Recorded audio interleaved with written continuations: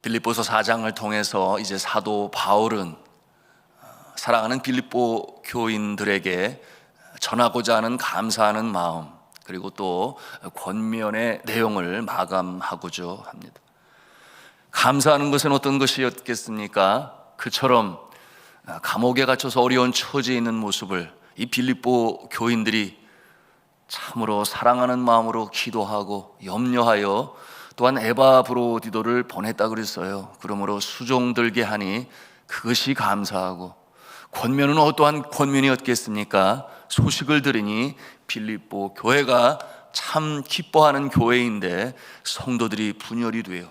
한 마음 한 뜻으로 교회를 세워나가지 못하니 그것이 염려가 되고 아픔이 되어 권면으로 전하는 내용이 바로 이 서신 빌립보서에 이제 기록되는 것입니다. 오늘 말씀 4장 2절에 보니 교회가 하나 되지 못하는 일에 직접적인 연관성을 가지고 있는 이 두 명의 주의 여종의 이름이 언급되고 있어요. 한 사람은 유오디아요, 또 한 사람은 순두개입니다. 이 두 사람에게 권면하기를 이제는 주 안에서 같은 마음을 품어라, 한 마음이 되라, 이렇게 사도 바울이 권면하고 있습니다. 이 두 사람이 누구인가 하면 이 빌립보 교회에서 경제적으로나 정신적으로 아주 중요한 역할을 하며, 또한 바울의 선교 사역과 바울의 동료들의 선교 사역을 지원했던 자들이었어요. 그래서 그 중에 한 사람은 이 빌립보 교회를 설립하는 일에 물질적으로 또 자신의 가정을 공개했었던 자주장사 루디아가 아니었겠느냐, 그렇게 추론하는 신학자들이 많습니다. 분명 많은 물질을 가지고 교회를 섬기고 또 선교 사역을 지원했을 것인데 왜 서로의 의견이 그렇게 강하여 하나가 되지 못할까? 우리가 이렇게 또 의아하게 여길 수 있어요. 그것은 바로 교회에 대한 지나친 열성 때문에 그랬을 것이다. 교회 설립 초기부터 섬겼으니 내가 아니면 안 된다고 하는 이 지나친 주인 의식, 그와 같은 것이 있었을 것이에요. 더욱이 교회 운영을 위하여 많은 물질로 섬기면 그런 생각을 더욱 가질 수도 있습니다. 그러나 성도 여러분, 이 교회는 어떠한 특정한 사람이나 그룹에 속한 것이 아니니 성도 모두의 것입니다. 여러분이 이 교회는 주님의 몸이요, 그 몸의 지체는 바로 성도가 아니겠습니까? 세상은 어떠한 단체에서 자신이 월급을 받음으로 인하여 충성할지 모르겠어요. 그러나 교회는 그러지 아니하니 오히려 내가 드림으로 주를 섬기는 곳이니 어떠한 특정한 자가 주인이다 행사할 수 없다, 그 말이에요. 교회 설립에 수고가 많으셨었던 분들은 쉽게 이와 같은 생각에 빠질 수 있어요.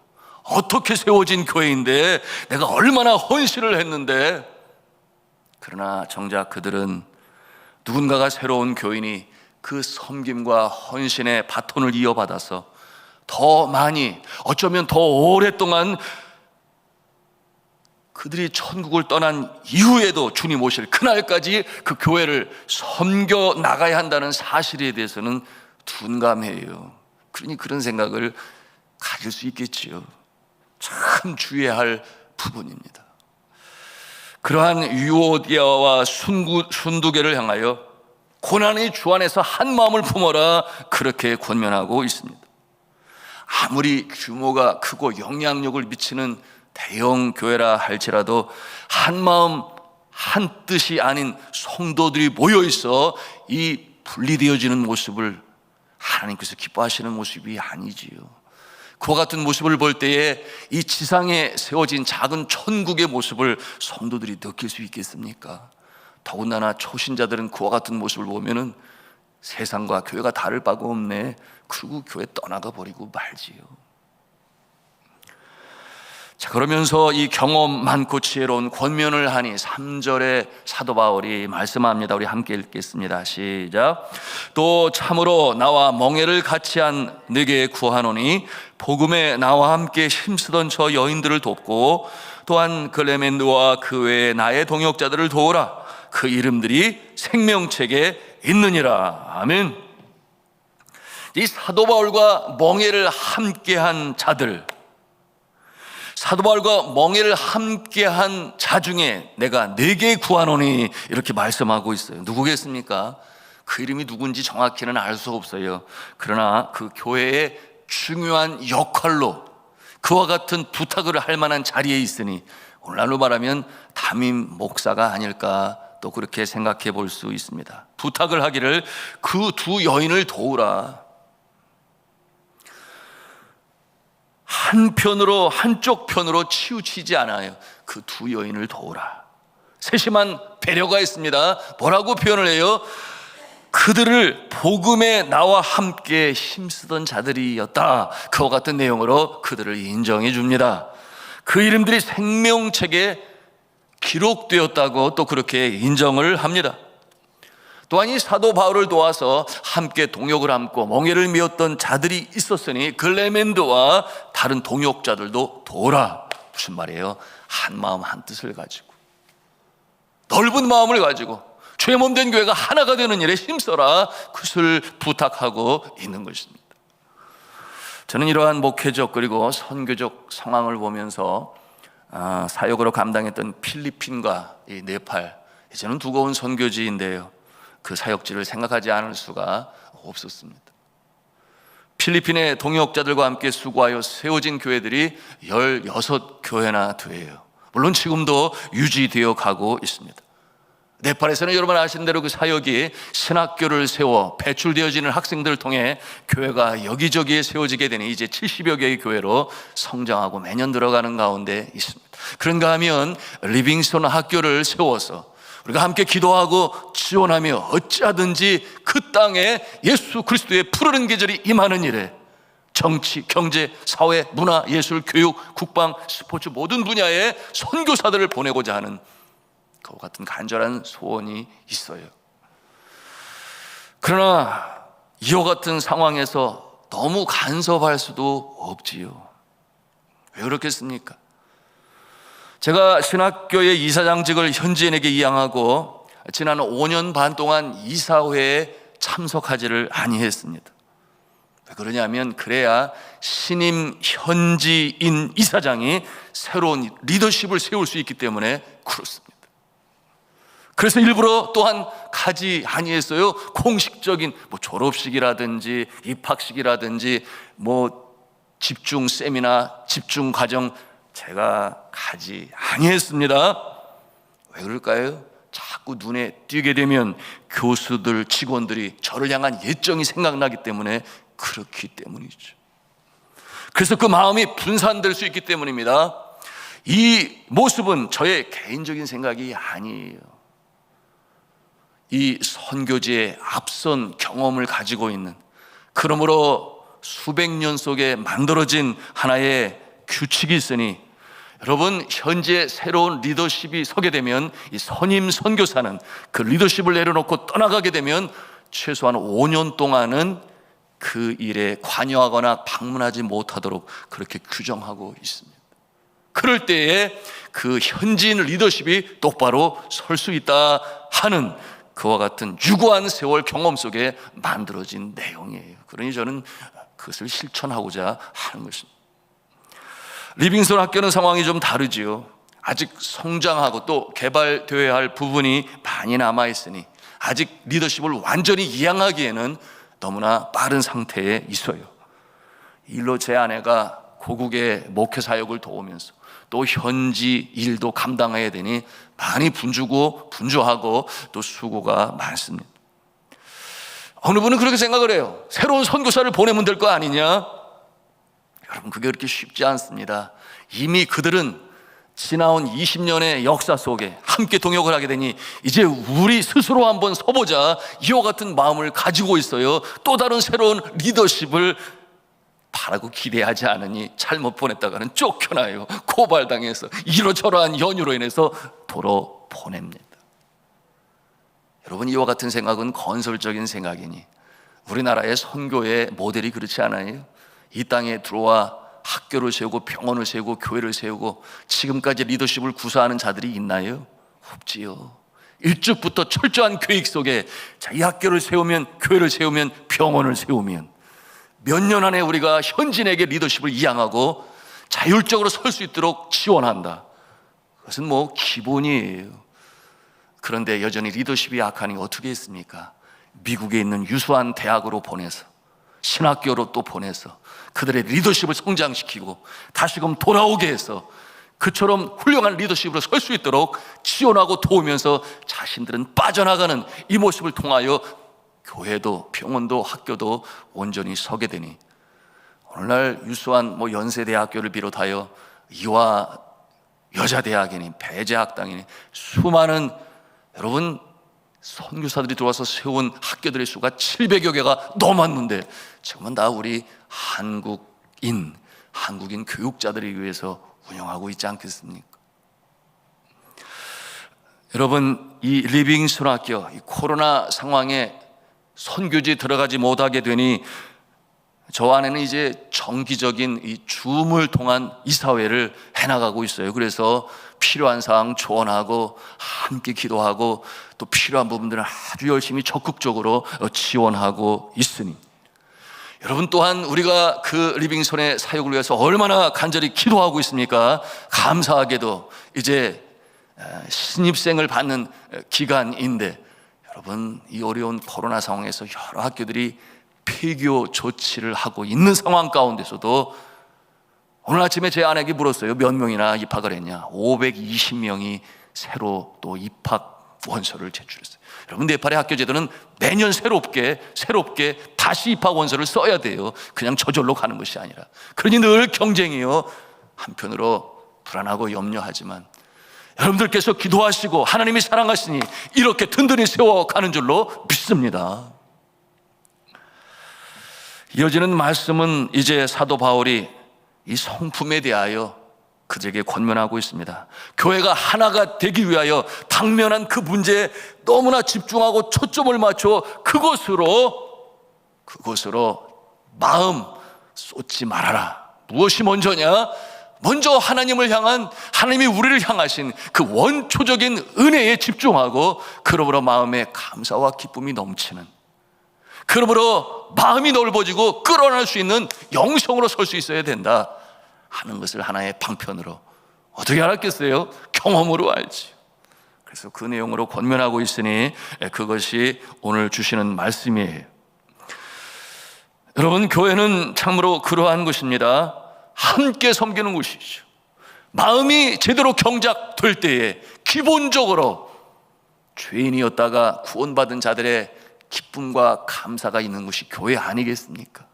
원초적인 은혜를 잊어버리면, 은혜에서 떨어지면 남은 것은 은혜 없는 모습이니 서로 부딪히고 나누고 분열하는 모습이에요. 그러나 은혜가 충만한 교회는 쉽게 분열되지도 않을 뿐더러 감사와 감격이 있으니 작은 천국을 이루어가는 줄로 믿으시기를 바랍니다. 여러분, 그런 생각 갖지 않겠어요? 초심으로 돌아가는 모습, 어떠한 모습이겠습니까? 나는 죄인이었는데 하나님께서 구원하셨지. 광야 같은 인생길에서도 천국 백성으로 살아가게 하시니 얼마나 감사하고 기쁜가. 저 천국의 영생 복락뿐만 아니라 이 땅 가운데서도 주님의 손안에 품 안에 두셔서 이 세상을 승리하며 살아가게 하시니 너무나 감사하고 기쁘다. 이와 같은 원초적인 은혜의 회복의 역사가 있을 때 교회가 하나가 되는 줄로 믿습니다. 바로 그것을 이 사도 바울은 권면하고 있는 것이에요. 왜냐하면 이 사도 바울이 이 마음을 가지고 있었으니, 여러분, 이 빌립보서에 등장하는 이 사도 바울의 신앙의 고백이 면면이 드러나고 있어요.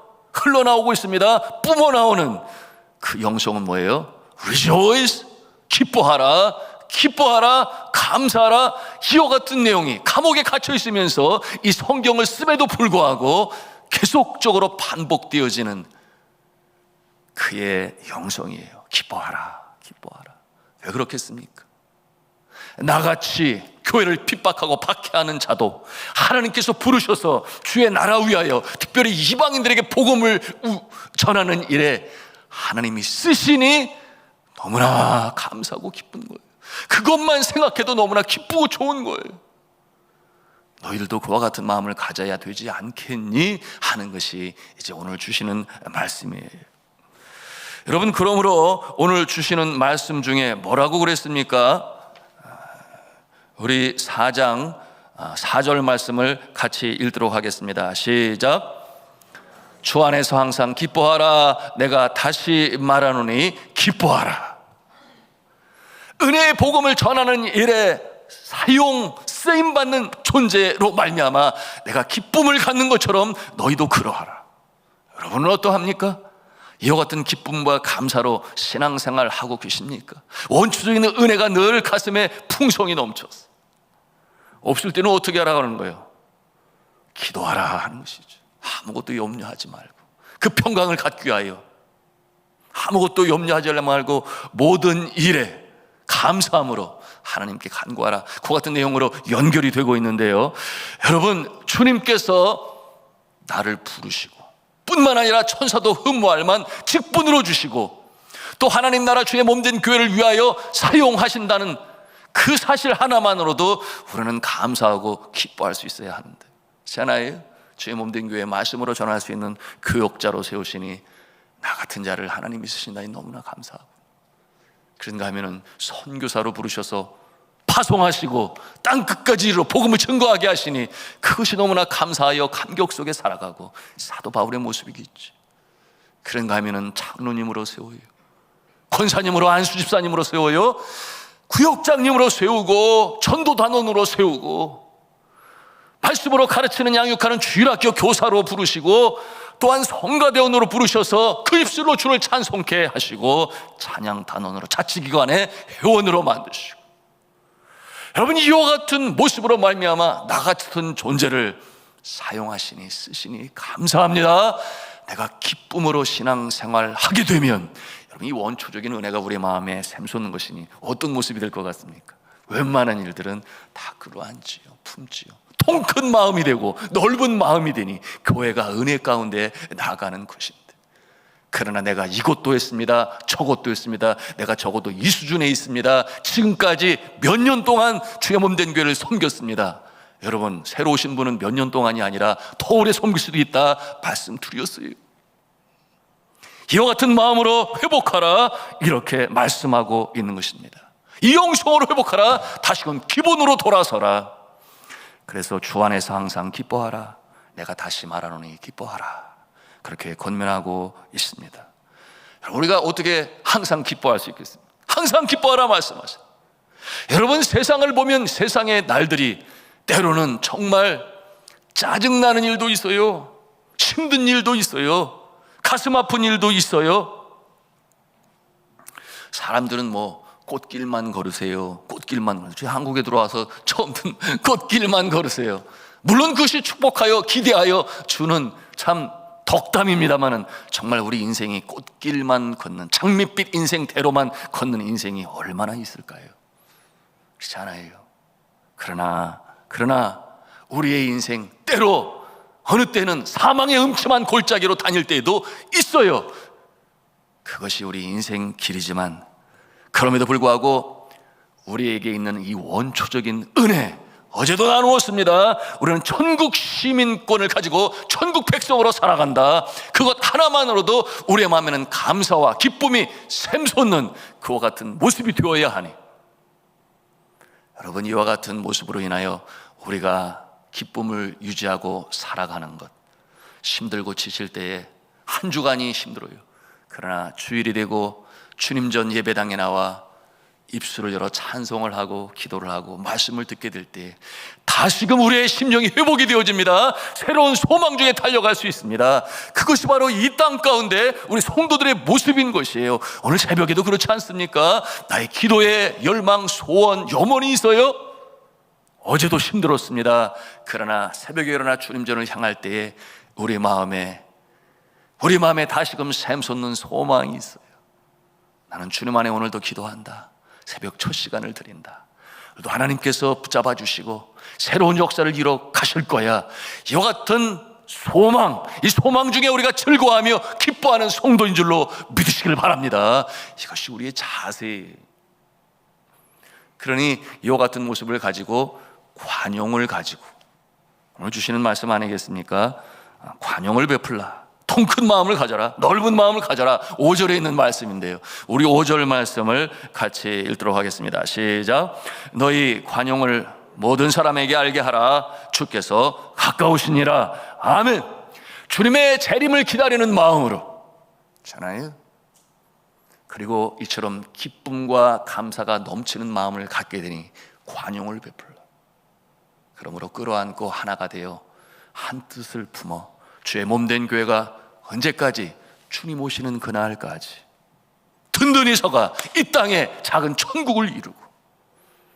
여러분 그렇지 않아요? 이 교회를 세우신 분들 중에는 먼저 하늘나라로 가신 분들이 있음을 우리가 알아요. 그들의 헌신과 눈물이 없이 우리가 오늘을 맞이할 수 있겠습니까? 그러나 또한 우리가 이 땅을 떠나다 할지라도 주님 오시기 전에 떠난다면 여전히 이 교회를 섬기고 있을 또 우리의 후배들이 있을 것이니 겸손한 마음으로 주님이 나에게 주신 그 때에, 주님께서 쓰시고자 하실 때에 나는 충성으로 사랑으로 기쁨으로 주의 몸된 교회를 섬긴다. 이와 같은 마음을 가지고 오늘도 든든히 서가시며 하나와 한 뜻을 품으시는 그런 복된 교회의 성도가 되시기를, 그러므로 축복의 통로가 되어주시기를 저는 주님의 이름으로 축원합니다.